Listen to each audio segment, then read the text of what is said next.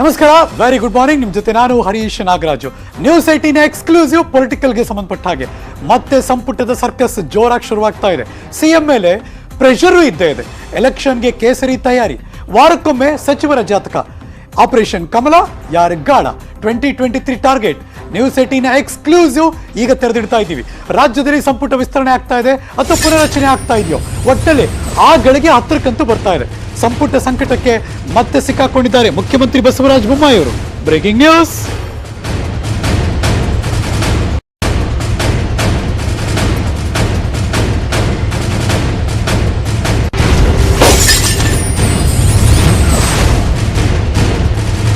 ಹೊಸ ವರ್ಷ ಅಂದ್ರು, ಆಮೇಲೆ ಶಿವರಾತ್ರಿ ಆಯ್ತು, ಯುಗಾದಿ ಆಯ್ತು, ಮುಂದಕ್ಕೆ ಹೋಗ್ತಾ ಇದೆ. ಮತ್ತೆ ಸಂಪುಟ ಸರ್ಕಸ್ ಗರಿಗೆ ಎದುರ್ತಾ ಇದೆ. ಮುಖ್ಯಮಂತ್ರಿಗಳಿಗೆ ಮತ್ತೆ ಬಿಸಿ ತುಪ್ಪ. ಏಪ್ರಿಲ್ 30ನೇ ತಾರೀಕು ಬಸವರಾಜ ಬೊಮ್ಮಾಯಿ ಅವರು ದೆಹಲಿ ಪ್ರವಾಸಕ್ಕೆ ಹೋಗ್ತಾ ಇದ್ದಾರೆ.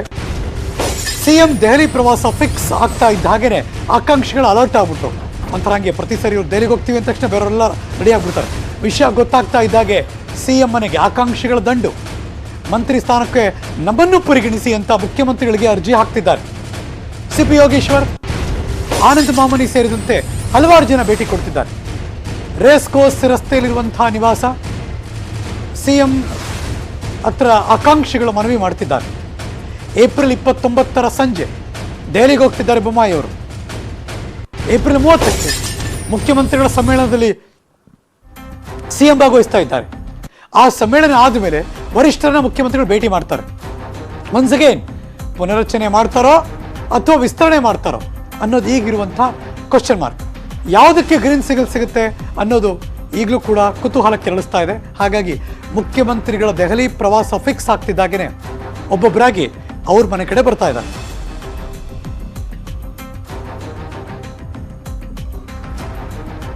ಒಂದ್ ಕಡೆ ಆಕಾಂಕ್ಷಿಗಳು ನಮಗೆ ಸಚಿವ ಸ್ಥಾನ ಬೇಕು ಅಂತಿದ್ರೆ, ಮಗದೊಂದು ಕಡೆ ಯಾರ್ಯಾರು ಸಚಿವರಿದ್ದಾರೋ ಅವ್ರಿಗೊಂದು ಸ್ವಲ್ಪ ಡವ ಅಂದ್ರೆ ಟೆನ್ಷನ್ ಶುರುವಾಗ್ತಾ ಇದೆ. ಈಗ ಬರ್ತಿರುವಂತಹ ಬ್ರೇಕಿಂಗ್ ನ್ಯೂಸ್, ಕೆಲವರನ್ನ ಬಿಟ್ಟು ಹೊಸಬರಿಗೆ ಅವಕಾಶ ಸಾಧ್ಯತೆ ಅಂತೆ.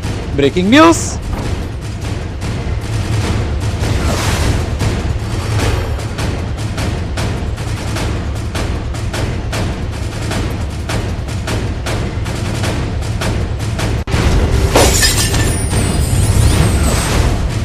ಒಂದಂತೂ ನಿಜ, ಕೆಲವರನ್ನ ಸಚಿವ ಸ್ಥಾನದಿಂದ ಕೈ ಬಿಡಲಾಗುತ್ತೆ ಅನ್ನೋದು. ಹಾಗಾಗಿನೇ ಟೆನ್ಷನ್.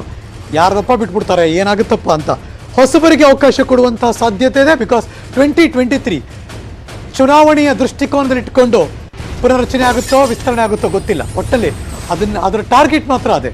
ಸಚಿವರ ಕಾರ್ಯವೈಖರಿ ಬಗ್ಗೆ ಅಮಿತ್ ಶಾ ಟೀಮ್ ನಿಗಾ ಇಟ್ಟಿದ್ದಾರೆ. ಜಿಲ್ಲೆಗಳಲ್ಲಿನ ಸಚಿವರ ಸಾಮರ್ಥ್ಯದ ಬಗ್ಗೆ ರಿಪೋರ್ಟನ್ನು ತರಿಸ್ಕೊಂಡಿದ್ದಾರೆ. ಸಚಿವರ ಸಾಮರ್ಥ್ಯ, ಜನಗಳ ಜೊತೆ ಒಡನಾಟ, ಅವರ ವ್ಯಕ್ತಿತ್ವ, ಇದೆಲ್ಲವನ್ನು ಕೂಡ ಕನ್ಸಿಡರ್ ಮಾಡ್ತಾರೆ, ಅಂದರೆ ಪರಿಗಣನೆಗೆ ತೆಗೆದುಕೊಳ್ಳುತ್ತಾರೆ. ಸ್ವಂತ ಊರನ್ನು ಬಿಟ್ಟು ಬೇರೆ ಜಿಲ್ಲೆಗಳಲ್ಲೂ ಕೂಡ ಪ್ರಭಾವ ಹೇಗೆ ಇಟ್ಕೊಂಡಿದ್ದಾರೆ ಇವರು ಅನ್ನೋದು ಕೂಡ ಗಮನ ಇಟ್ಟಿದ್ದಾರೆ. ಚುನಾವಣೆಯಲ್ಲಿ ಎಷ್ಟು ಗೆಲ್ಬೋದು ಅನ್ನೋ ರಿಪೋರ್ಟ್ ಕೂಡ, ಇಂಟರ್ನಲ್ ರಿಪೋರ್ಟ್, ಅದನ್ನು ಕೂಡ ತರಿಸ್ಕೊಂಡಿದ್ದಾರೆ ಅಮಿತ್ ಶಾ ಮತ್ತು ಅವರ ಟೀಮ್ನವರು. ಪ್ರತಿ ವಾರಕ್ಕೊಮ್ಮೆ ಹೈಕಮಾಂಡ್ಗೆ ರಿಪೋರ್ಟನ್ನು ರವಾನೆ ಮಾಡ್ತಿದ್ದಾರೆ. ಸಂಪುಟ ಸಚಿವರ ಕಾರ್ಯದ ಬಗ್ಗೆ ರಿಪೋರ್ಟ್ ರೆಡಿ ಆಯಿತು. ರಿಪೋರ್ಟ್ ಕಾರ್ಡ್ ಮೇಲೆ ನಿಂತಿದೆ. ಮಂತ್ರಿಗಿರಿ ಯಾರಿಗೆ ಸಿಗುತ್ತೆ ಅನ್ನೋ ಹಣೆ ಬರ. ಪುನರಚನೆ ವೇಳೆ ಈ ರಿಪೋರ್ಟ್ ನೋಡಿಯೇ ನಿರ್ಧಾರವನ್ನು ತೆಗೆದುಕೊಳ್ತಾರೆ ಅನ್ನೋದು ಈಗ ಸಿಕ್ಕಿರುವಂಥ ಮಾಹಿತಿ. ಮತ್ತೊಂದು ಕ್ವಶನ್ ಮಾರ್ಕ್ ಶುರುವಾಗಿದೆ. ಅದು ಹಳೆ ಮೈಸೂರು ಭಾಗ, ಅಂದರೆ ಮಂಡ್ಯ ಕಡೆ. ಬಿಜೆಪಿ ಸೇರ್ತಾರಾ ಸಂಸದೆ ಸುಮಲತಾ ಅಂಬರೀಶ್ ಅನ್ನೋ ಪ್ರಶ್ನೆ. ಬಿಜೆಪಿ ಸೇರೋದ್ರ ಬಗ್ಗೆ ಸಿಎಂ ಜೊತೆ ಮಹತ್ವದ ಮಾತುಕತೆ ಆಗಿದೆಯಂತೆ.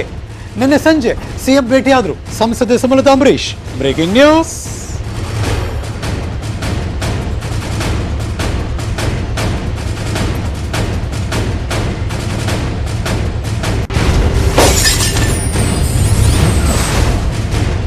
ಒಂದು ಖಾಸಗಿ ಕಾರ್ಯಕ್ರಮಕ್ಕೆ ಮುಖ್ಯಮಂತ್ರಿಗಳು ಹೋಗಿದ್ರು, ಸಂಸದರು ಹೋಗಿದ್ರು. ಅದಾದ ನಂತರ ಅವರಿಬ್ಬರು ಕೂಡ ಸಮಾಲೋಚನೆ ಮಾಡಿದ್ದಾರೆ. ಸುಮಲತಾ ಅಂಬರೀಶ್ ಅವ್ರ ಜೊತೆ ಪುತ್ರ ಅಭಿಷೇಕ್ ಗೌಡ ಇದ್ರು, ರಾಕ್ಲೆ ವೆಂಕಟೇಶ್ ಕೂಡ ಇದ್ರು. ನಿನ್ನೆ ತಾನೇ ಸುಮಲತಾ ಅವರು ಬಿಜೆಪಿ ಸೇರೋದ್ರ ಬಗ್ಗೆ ಬಿಜೆಪಿಗರು ಸುಳಿವು ಕೊಡ್ತಾ ಇದ್ರು. ಬಿಜೆಪಿಗೆ ಸಂಸದರೊಬ್ಬರು ಸೇರ್ತಾರೆ ಅಂತ ಸಿ.ಟಿ. ರವಿ ಅವರ ಹೇಳಿಕೆ ಇತ್ತು, ನಾರಾಯಣ್ ಗೌಡರ ಹೇಳಿಕೆ ಇತ್ತು. ಬಿಜೆಪಿ ನಾಯಕರ ಹೇಳಿಕೆ ಬೆನ್ನಲ್ಲೇ ಇವರಿಬ್ಬರ ಭೇಟಿ ಕುತೂಹಲವನ್ನಂತೂ ಕೆರಳಿಸಿದೆ. ಸುಮಲತಾ ಅವರ ನಡೆ ಏನು ಅನ್ನೋದು ಈಗಿರುವಂಥ ಕುತೂಹಲ.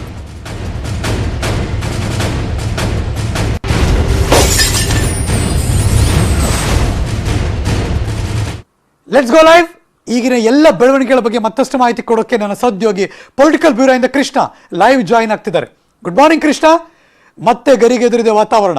ಯಾರಿಗೆ ಸಿಗುತ್ತಪ್ಪ ಮಂತ್ರಿ ಸ್ಥಾನ ಅಂತ, ಇನ್ನೊಂದು ಕಡೆ ಎಲ್ಲೊಟ್ಟೋಗ್ಬಿಡುತ್ತಪ್ಪ ಮಂತ್ರಿ ಸ್ಥಾನ ಅಂತ. ಏನಾಗ್ತಿದೆ ಬಿಜೆಪಿಯ ಆಂತರಿಕವಾಗಿ ಮತ್ತು ಹೈಕಮಾಂಡ್ ಅಂಗಳದಲ್ಲಿ? ಖಂಡಿತವಾಗ್ಲೂ ಹರೀಶ್, ಮುಖ್ಯವಾಗಿ ಈಗಾಗಲೇ ರಾಜ್ಯ ಬಿಜೆಪಿಯಲ್ಲಿ ಒಂದಷ್ಟು ಮಹತ್ವದ ಬೆಳವಣಿಗೆಗಳು ಆಗ್ತಾ ಇದ್ದಾವೆ. ಮುಖ್ಯವಾಗಿ ಮುಖ್ಯಮಂತ್ರಿಗಳು ಇದೇ ಒಂದು 30ನೇ ತಾರೀಕು ದೆಹಲಿ ಪ್ರವಾಸವನ್ನು ಕೈಗೊಂಡಿದ್ದಾರೆ. ಒಂದು ಕಡೆಗೆ ಸಚಿವ ಸ್ಥಾನದ ಆಕಾಂಕ್ಷಿಗಳು ಒತ್ತಡದ ಮೇಲೆ ಒತ್ತಡವನ್ನು ಹಾಕ್ತಿದ್ದಾರೆ, ನಮಗೆ ಈ ಬಾರಿ ಪರಿಗಣಿಸಬೇಕು ಅನ್ನುವಂಥದ್ದು. ಮತ್ತೆ ಎಲ್ಲೊಂದು ಕಡೆ ಹಾಲಿ ಇರತಕ್ಕಂಥ ಸಚಿವರುಗಳನ್ನ ಕೈ ಬಿಡಬೇಕು ಅನ್ನೋದ್ರ ಬಗ್ಗೆ ಮುಖ್ಯಮಂತ್ರಿಗಳು ಮನಸ್ಸನ್ನು ಮಾಡಿದ್ರು ಕೂಡ ಎಲ್ಲೊಂದು ಕಡೆ ಅಂತಿಮವಾಗಿ ಕೂಡ ಒಂದು ರೀತಿ ತಮ್ಮ ಆಂತರಿಕ ವರದಿ ಮೇಲೆ ಆ ಒಂದು ಸಚಿವರನ್ನ ಮುಂದುವರಿಸಬೇಕಾ ಅಥವಾ ಬೇಡ ಅನ್ನೋದ್ರ ಬಗ್ಗೆ ಕೂಡ ತೀರ್ಮಾನ ಮಾಡೋದಕ್ಕೆ ಮುಂದಾಗಿದೆ. ಈಗಾಗಲೇ ಅಮಿತ್ ಶಾ ಟೀಮ್ ಏನಿದೆ ಅದು ರಾಜ್ಯದಲ್ಲಿ ಈಗಾಗಲೇ ಬಿಟ್ಟಿದೆ. ಅಮಿತ್ ಶಾ ಅವರು ಯಾವಾಗ ರಾಜ್ಯಕ್ಕೆ ಎಂಟ್ರಿ ಕೊಟ್ಟರು ಅದಾದ ನಂತರವಾಗಿ ಈಗ ಆ ಒಂದು ಟೀಮ್ ಕೂಡ ಈಗ ರಾಜ್ಯದಲ್ಲಿ ಬಿಟ್ಟಿರುವಂಥದ್ದು. ಮುಖ್ಯವಾಗಿ ಪ್ರತಿ ವಾರ ಅಂದರೆ ರಾಜ್ಯದ ಅಲ್ಲಿ ವಾತಾವರಣ ಯಾವ ರೀತಿ ಇದೆ, ಅಂದರೆ ಪಕ್ಷದ ಪರವಾಗಿದೆಯಾ ಅಥವಾ ವಿರುದ್ಧವಾಗಿದೆಯಾ, ಆಡಳಿತ ವಿರುದ್ಧ ಇದೆಯಾ, ಸರ್ಕಾರದ ವಿರುದ್ಧವಾಗಿದೆಯಾ ಅನ್ನೋದ್ರ ಬಗ್ಗೆ ಒಂದು ವಾತಾವರಣದ ವರದಿಯನ್ನ ಪ್ರತಿ ವಾರಕ್ಕೊಮ್ಮೆ ಈಗಾಗಲೇ ಅಮಿತ್ ಶಾ ಟೀಮ್ ಏನಿದೆ ಅದು ಹೈಕಮಾಂಡ್ ರವಾನೆ ಮಾಡುವ ಒಂದು ಕೆಲಸವನ್ನು ಮಾಡ್ತಿದೆ. ಈ ಮುಖ್ಯವಾಗಿ ಈಗಾಗಲೇ ಸಂಪುಟ ಪುನರಚನೆ ಚರ್ಚೆ ಆದಂತಹ ಸಂದರ್ಭದಲ್ಲಿ ಪ್ರಮುಖವಾಗಿ ಸಚಿವರ ಕಾರ್ಯವೈಖರಿ ಬಗ್ಗೆ ಕೂಡ ಒಂದು ರಿಪೋರ್ಟ್ ಸಂಗ್ರಹ ಮಾಡುವಂತ ಒಂದು ಕೆಲಸವನ್ನು ಕೂಡ ಇದೀಗ ಅಮಿತ್ ಶಾ ಟೀಮ್ ಅವರು ಮಾಡಿರುವಂತದ್ದು. ಅಂದ್ರೆ ಜಿಲ್ಲೆಯಲ್ಲಿ ಇರತಕ್ಕಂಥ ಅವರ ವ್ಯಕ್ತಿತ್ವ ಸಾಮರ್ಥ್ಯ ಜೊತೆಗೆ ಬೇರೆ ಜಿಲ್ಲೆಗಳಲ್ಲಿ ಅವರು ಯಾವ ರೀತಿ ಕಾರ್ಯಪ್ರವೃತ್ತರಾಗಿದ್ದಾರೆ, ಮತ್ತೆ ಈಗಾಗಲೇ ಒಂದಷ್ಟು ಜನ ಸಚಿವರನ್ನ ತವರು ಜಿಲ್ಲೆ ಹೊರತುಪಡಿಸಿ ಬೇರೆ ಬೇರೆ ಜಿಲ್ಲೆಗಳು ಕೂಡ ಉಸ್ತುವಾರಿಯಾಗಿ ನೇಮಕವನ್ನು ಮಾಡಿದ್ದಾರೆ. ಆ ಒಂದು ಜಿಲ್ಲೆಗಳಲ್ಲಿ ಯಾವ ರೀತಿ ಅವರ ಕೆಲಸ ಕಾರ್ಯ ನಡೀತಿದೆ ಅನ್ನೋದ್ರ ಬಗ್ಗೆ ಒಂದಷ್ಟು ರಿಪೋರ್ಟ್ ಅನ್ನು ಸಂಗ್ರಹ ಮಾಡಿ ಅದನ್ನ ಹೈಕಮಾಂಡ್ಗೆ ರವಾನೆ ಮಾಡುವ ಒಂದು ಕೆಲಸವನ್ನ ಈ ಒಂದು ಅಮಿತ್ ಶಾ ಟೀಮ್ ಅವರು ಮಾಡಿದ್ದಾರೆ. ಅಂತಿಮವಾಗಿ ಮುಖ್ಯಮಂತ್ರಿಗಳು ಮತ್ತೆ ರಾಜ್ಯ ಬಿಜೆಪಿ ಅಧ್ಯಕ್ಷರಾಗಿರ್ತಕ್ಕಂಥ ನಳಿನ್ ಕುಮಾರ್ ಕಟೀಲ್ ಅವರು ಸಚಿವರು ಮತ್ತೆ ಸಚಿವರ ಬಗ್ಗೆ ಏನೇ ಹೇಳಿದ್ರು ಕೂಡ ಅಂತಿಮವಾಗಿ ಮಣೆ ಹಾಕುವಂಥದ್ದು, ಅಂದ್ರೆ ಸಚಿವರನ್ನ ಮುಂದುವರಿಸಬೇಕಾ ಸಂಪುಟದಲ್ಲಿ ಅಥವಾ ಬೇಡ ಅನ್ನೋದ್ರ ಬಗ್ಗೆ ಮಣೆ ಹಾಕುವಂಥದ್ದು ಇದೇ ಅಮಿತ್ ಶಾ ಟೀಮ್ ಏನು ಕೊಟ್ಟಿದೆ ರಿಪೋರ್ಟ್, ಅದರ ಆಧಾರದ ಮೇಲೆ ಅಂತಿಮವಾಗಿ ಬಿಜೆಪಿ ಹೈಕಮಾಂಡ್ ಅದ್ರ ಬಗ್ಗೆ ತೀರ್ಮಾನ ಮಾಡೋದಕ್ಕೆ ಮುಂದಾಗಿದೆ. ಇನ್ನು ಮತ್ತೊಂದು ಕಡೆ ಮುಖ್ಯವಾಗಿ ಈಗಾಗಲೇ ಹಳೆ ಮೈಸೂರು ಭಾಗದಲ್ಲಿ ಎಲ್ಲೊಂದು ಕಡೆ ಬಿಜೆಪಿ ಕಣ್ಣಣ್ಣ ಇಟ್ಟಿರುವಂಥದ್ದು. ಇನ್ನು ಚುನಾವಣೆ 11 ತಿಂಗಳು ಇರುವಂತಹ ಸಂದರ್ಭದಲ್ಲೇನೆ ಅಲ್ಲಿ ಪಕ್ಷ ಸಂಘಟನೆ ಆಗಿರ್ಬೋದು, ಮತ್ತೆ ಸ್ವತಃ ಪಕ್ಷ ಸಂಘಟನೆ ಮಾಡೋದಕ್ಕೆ ಬಹಳ ಕಷ್ಟ ಆಗುತ್ತೆ ಪಕ್ಷಕ್ಕೆ. ಆದ್ರೆ ಬೇರೆ ಪಕ್ಷದ ಅನ್ಯ ಪಕ್ಷದಿಂದ ಒಂದಷ್ಟು ಜನ ಸೆಳೆಯುವಂಥದ್ದಾಗಿರ್ಬೋದು, ಅವ್ರನ್ನ ಮುಂಬರ್ತಕ್ಕಂಥ ವಿಧಾನಸಭಾ ಚುನಾವಣೆಗೆ ಕಣಕ್ಕಿಳಿಸುವಂಥದ್ದಾಗಿರ್ಬೋದು, ಮತ್ತೆ ಪ್ರಮುಖವಾಗಿ ಹಾಲಿ ಸಂಸದರೊಬ್ಬರನ್ನ ಈಗಾಗಲೇ ಗಾಳ ಹಾಕುವಂತ ಕೆಲಸಕ್ಕೂ ಕೂಡ ಬಿಜೆಪಿ ನಾಯಕರು ಮುಂದಾಗಿದ್ದಾರೆ. ಮುಖ್ಯವಾಗಿ ಮುಖ್ಯಮಂತ್ರಿಗಳನ್ನ ಮಂಡ್ಯ ಸಂಸದರೇ ಆಗಿರತಕ್ಕಂಥ ಸುಮಲತಾ ಅಂಬರೀಶ್ ಅವರು ಮುಖ್ಯಮಂತ್ರಿಗಳನ್ನ ಭೇಟಿ ಮಾಡಿದ್ದಾರೆ. ಅಂದ್ರೆ ಸೋಮವಾರ ಒಂದು ಖಾಸಗಿ ಕಾರ್ಯಕ್ರಮದ ನಿಮಿತ್ತ ಮುಖ್ಯಮಂತ್ರಿಗಳು ಏನು ಮದುವೆ ಕಾರ್ಯಕ್ರಮದ ನಿಮಿತ್ತ ಹೋಗಿದ್ರು, ಅಂತಹ ಸಂದರ್ಭದಲ್ಲಿ ಪ್ರತ್ಯೇಕವಾಗಿ ಮಾತುಕತೆಯನ್ನ ಸುಮಲತಾ ಅಂಬರೀಶ್ ಅವರು ಸುಮಾರು ಹೊತ್ತುಗಳ ಕಾಲ ಮಾತುಕತೆ ನಡೆಸಿದ್ದಾರೆ. ಅಂದ್ರೆ ಬಿಜೆಪಿಗೆ ಬಂದಂತ ಸಂದರ್ಭದಲ್ಲಿ ಯಾವ ರೀತಿಯಾಗಿ ಅಲ್ಲಿ ಸ್ಥಾನಮಾನ ಸಿಗುತ್ತೆ ಅನ್ನೋದ್ರ ಬಗ್ಗೆ ಸಂಸದ ಸುಮಲತಾ ಅಂಬರೀಶ್ ಅವರು ಮುಖ್ಯಮಂತ್ರಿಗಳ ಜೊತೆಗೆ ಸಮಾಲೋಚನೆ ನಡೆಸಿದ್ದಾರೆ. ಇಲ್ಲ ಒಂದ್ ಕಡೆ ಬಿಜೆಪಿ ಹೈಕಮಾಂಡ್ ಕೂಡ ಗ್ರೀನ್ ಸಿಗ್ನಲ್ ಅನ್ನ ಕೊಟ್ಟಿದೆ ಅನ್ನುವಂಥದ್ದು. ಅಂದ್ರೆ ಸುಮಲತಾ ಅಂಬರೀಶ್ ಅವ್ರನ್ನ ಬಿಜೆಪಿ ಸೇರ್ಪಡೆ ಮಾಡಿಕೊಳ್ಳುವಂತ ನಿಟ್ಟಿನಲ್ಲಿ ಅದಕ್ಕೆ ಪೂರ್ವಭಾವಿಯಾಗಿ ಎಲ್ಲ ಒಂದ್ ಕಡೆ ಮುಖ್ಯಮಂತ್ರಿಗಳು ಸುಮಲತಾ ಅಂಬರೀಶ್ ಅವರ ಜೊತೆಗೆ ವಿಸ್ತೃತ ಚರ್ಚೆಯನ್ನು ಮಾಡಿದರೆ ಅವರ ಬೇಡಿಕೆಯನ್ನ ಬಿಜೆಪಿ ಹೈಕಮಾಂಡ್ಗೆ ಗಮನಕ್ಕೆ ತರುವಂತದ್ದಾಗಿರ್ಬೋದು. ಮುಂಬರ್ತಕ್ಕಂಥ ದಿನಗಳಲ್ಲಿ ಅವ್ರನ್ನ ಯಾವ ರೀತಿಯಾಗಿ ಪಕ್ಷ ಸಂಘಟನೆಯಲ್ಲಿ ತೊಡಗಿಸಿಕೊಳ್ಬೇಕು ಮತ್ತೆ ಅವ್ರನ್ನ ಕ್ಯಾಂಡಿಡೇಟ್ ಆಗಿ ಮಾಡಬೇಕು ಅನ್ನೋದ್ರ ಬಗ್ಗೆ ಚರ್ಚೆಯನ್ನು ಮಾಡಲಾಗಿದೆ. ಈಗಾಗಲೇ ಎಲ್ಲ ಒಂದು ಕಡೆ ಮೇ ಅಂತ್ಯದ ಒಳಗೆ ಅಂದ್ರೆ ಮೇ ಅಂತ್ಯದ ಕೊನೆಗೆ ಮುಖ್ಯವಾಗಿ ಏನು ಕೇಂದ್ರ ಗೃಹ ಸಚಿವರಾಗಿರ್ತಕ್ಕಂಥ ಅಮಿತ್ ಶಾ ಅವರು ಕೂಡ ಮಂಡ್ಯ ಪ್ರವಾಸವನ್ನ ಕೈಗೊಳ್ತಿದ್ದಾರೆ. ಅಲ್ಲಿ ಬೃಹತ್ ಸಮಾವೇಶವನ್ನ ಮಾಡೋದ್ರ ಮೂಲಕವಾಗಿ ಇಲ್ಲ ಒಂದ್ ಕಡೆ ಒಂದು ರೀತಿ ಎಲಿಮೆಂಟ್ ಇರುತ್ತೆ ಹೈಕಮಾಂಡ್ ಇಂದ, ಯಾರು ಅಂದ್ಕೊಳ್ದಿರಲ್ಲ ಒಳಗೆ ಬಂದ್ಬಿಡ್ತಾರೆ ಕ್ಯಾಬಿನೆಟ್ಗೆ. ಈ ಬಾರಿ ಆ ತರ ಹೊಸಬರಿಗೆ ಬಿಕಾಸ್ ಚುನಾವಣೆ ದೃಷ್ಟಿಕೋನದಲ್ಲಿ ಇಟ್ಕೊಂಡು ಯಾರಿಗೆಲ್ಲ ಸಂಭಾವ್ಯರ ಪಟ್ಟಿಯಲ್ಲಿ ಇಲ್ಲಪ್ಪ ಈ ಭಾಗದಲ್ಲಿ ಕನ್ಸಿಡರೇಷನ್ ಮಾಡ್ತಾರೆ ಈ ಸರ್ ಸಿಗುತ್ತೆ, ಆ ಥರದ್ದೇನಾದ್ರು ಎಕ್ಸ್ಪೆಕ್ಟೇಷನ್ಸ್ ಇದೆಯಾ? ಖಂಡಿತವಾಗ್ಲೂ ಹರೀಶ್ ಇದೆ. ಯಾಕಂದ್ರೆ ಮುಖ್ಯವಾಗಿ ಚುನಾವಣೆಗೆ ಇನ್ನು 11 ತಿಂಗಳು ಮಾತ್ರ ಬಾಕಿ ಇದೆ. ಇಂತಹ ಸಂದರ್ಭದಲ್ಲಿ ಚುನಾವಣೆ ದೃಷ್ಟಿಕೋನದಲ್ಲಿ ಇಟ್ಕೊಂಡು ಹೊಸಬರಿಗೆ ಅವಕಾಶ ಮಾಡಿಕೊಡುವಂತ ನಿಟ್ಟಿನಲ್ಲಿ ಮುಖ್ಯಮಂತ್ರಿಗಳು ಒಂದಷ್ಟು ಸಂಭಾವ್ಯ ಶಾಸಕರ ಸಚಿವರ ಪಟ್ಟಿಯನ್ನು ಕೂಡ ರೆಡಿ ಮಾಡ್ಕೊಂಡಿದ್ದಾರೆ. ಆದ್ರೆ ಏನೇ ಇದ್ರೂ ಕೂಡ ಹೈಕಮಾಂಡ್ ಏನ್ ಹೇಳ್ತಾ ಅದ್ರ ಆಧಾರದ ಮೇಲೆ ಮುಖ್ಯಮಂತ್ರಿಗಳು ತೀರ್ಮಾನವನ್ನ ಮಾಡಲಿದ್ದಾರೆ. ಆದ್ರೆ ಈಗ ನಿನ್ನೆ ಕೂಡ ಮುಖ್ಯಮಂತ್ರಿಗಳು ಹೇಳಿದ್ದಾರೆ, ಅಂದ್ರೆ ಈಗಾಗಲೇ ಜಿಲ್ಲಾವಾರು ಕೂಡ ಪರಿಗಣಿಸಬೇಕಾದಂತ ಅಗತ್ಯತೆ ಇದೆ. ಈಗಾಗಲೇ ಸಂಪುಟದಲ್ಲಿ ಪ್ರಮುಖವಾಗಿ ಮೂಲ ಬಿಜೆಪಿಗರನ್ನ ವಲಸಿಗರೇ ಹೆಚ್ಚಿರುವಂತದ್ದು. ಹೀಗಾಗಿ ಎಲ್ಲ ಒಂದ್ ಕಡೆ ವಲಸಿಗರನ್ನ ಒಂದಷ್ಟು ಜನ ಕೈ ಬಿಟ್ಟು ಮೂಲ ಬಿಜೆಪಿಗೆ ಅಂದ್ರೆ ಯಾರು ನಿಷ್ಠಾವಂತ ಶಾಸಕರು ಇರ್ತಾರೆ ಅವರಿಗೆ ಪಕ್ಷ ಏನು ಸಂಪುಟದಲ್ಲಿ ಅವಕಾಶ ಮಾಡಿಕೊಡುವಂತ ನಿಟ್ಟಿನಲ್ಲಿ ಅಂದ್ರೆ ಜಿಲ್ಲಾವಾರು ಅಂದ್ರೆ ಎಲ್ಲಾ ಜಿಲ್ಲಾವಾರು ಕೂಡ ಪರಿಗಣಿಸಬೇಕಾಗುತ್ತೆ. ಸಂಪುಟದಲ್ಲಿ ಜಿಲ್ಲಾವಾರು ಕೊಟ್ಟರೆ ಮಾತ್ರ ಏನು ಪಕ್ಷದಲ್ಲಿ ಮುಂಬರ್ತಕ್ಕಂಥ ಚುನಾವಣೆಯಲ್ಲಿ ಗೆಲ್ಬಹುದು. ಆ ಒಂದು ತಂತ್ರಗಾರಿಕೆ ಮಾಡುವಂತ ನಿಟ್ಟಿನಲ್ಲಿ ಮುಖ್ಯಮಂತ್ರಿಗಳು ಕೂಡ ಮಾಡಿದ್ದಾರೆ. ಅಂದ್ರೆ ಪ್ರತಿ ಜಿಲ್ಲೆಯಲ್ಲೂ ಕೂಡ ಕೊಡಬೇಕು ಅನ್ನೋದು ಪ್ರಾದೇಶಿಕವಾಗಿ ಆಗಿರ್ಬೋದು ಮತ್ತೆ ಸಮುದಾಯವಾರ ಆಗಿರ್ಬೋದು, ಯಾರು ಪ್ರಭಾವಿಯಾಗಿದ್ದಾರೆ ಯಾರು ಅವರಿಗೆ ಅವಕಾಶವನ್ನ ಮಾಡಿಕೊಟ್ರೆ ಮುಂಬರ್ತಕ್ಕಂಥ ದಿನಗಳಲ್ಲಿ ವಿಧಾನಸಭಾ ಚುನಾವಣೆಗಳಲ್ಲಿ MLA ಗಳನ್ನ ಅಂದ್ರೆ ಶಾಸಕರನ್ನ ಗೆಲ್ಲಿಸ್ತಾರೆ. ಅಂಥವ್ರಿಗೆ ಅವಕಾಶ ಮಾಡಿಕೊಡುವಂಥ ನಿಟ್ಟಿನಲ್ಲಿ ಮುಖ್ಯಮಂತ್ರಿಗಳು ಸಂಭಾವ್ಯ ಸಚಿವರ ಪಟ್ಟಿಯನ್ನು ರೆಡಿ ಮಾಡ್ಕೊಂಡಿದ್ದಾರೆ. ಇದೇ ಏಪ್ರಿಲ್ 30ನೇ ತಾರೀಕು ದೆಹಲಿ ಪ್ರವಾಸ ಮಾಡಿದಂಥ ಸಂದರ್ಭದಲ್ಲಿ ಅಂತಿಮವಾಗಿ ಸಂಪುಟ ಪುನರಚನೆಗೆ ಅಂತಿಮವಾದಂಥ ನಿರ್ಣಯವನ್ನು ಕೈಗೊಂಡಿದ್ದಾರೆ.